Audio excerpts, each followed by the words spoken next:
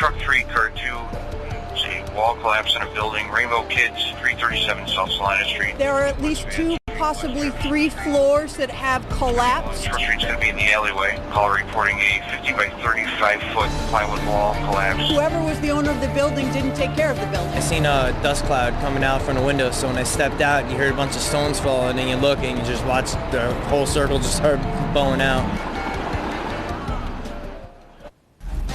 We continue to follow breaking news tonight as part of South Salina Street in Syracuse remains closed. That gaping hole is still there, a reminder of tenuous moments along South Salina Street late this afternoon, right across from the Landmark Theater. Part of that street is still closed. Mayor Minor blamed irresponsible building owners as the reason the wall collapsed, saying the city had made numerous requests for its upkeep. Now, this happened at the old J. Cobb building. Goes back a century. It's been there on downtown Syracuse, the 300 block between Fayette and Jefferson, about 3:30 this afternoon. Now at 11, our Brett Hall is live on South Salina with the latest tonight. Brett.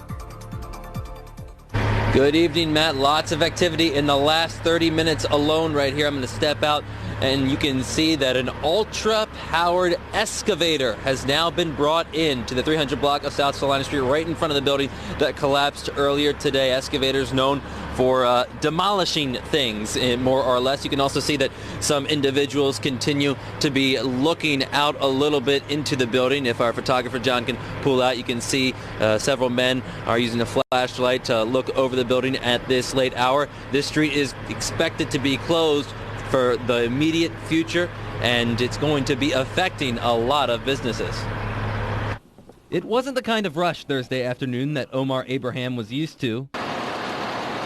We heard a rumbling, almost like, just like anything else, just, falling down. He works at the mobile phone store on South Salina Street, a few doors down from the building that has closed the road and sidewalk that leads to his business. Very frustrating, especially the type of business we're in, retail, with cellular phones.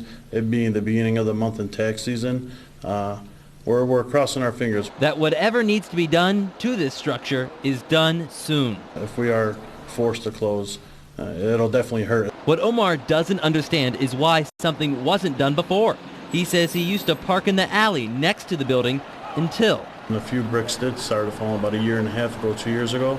We did, that's how we stopped parking there, because one of the cars got hit. But they just put up a fence in the front and the back and said that, everything would be safe. City leaders spent much of the evening inside the cell phone store discussing what is to be done next. The building will be coming down. How and when still needs to be figured out. Hopefully they can get this thing fixed and done with pretty quickly.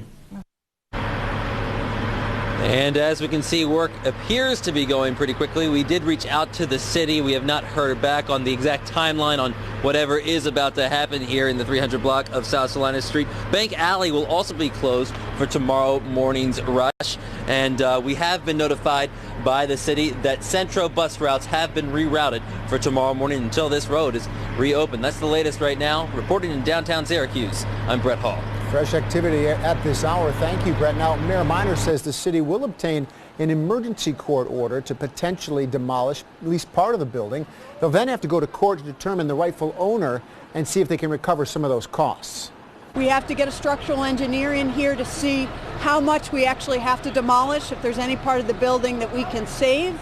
And it's going to be a very delicate demolition because it's in such concentration with the other buildings. We'll continue to bring you the latest details as the city works to keep the area safe and then trying to reopen Salina Street perhaps sometime tomorrow, but don't expect it to be open in the morning. It will not. Well, now at 11, sad news to report.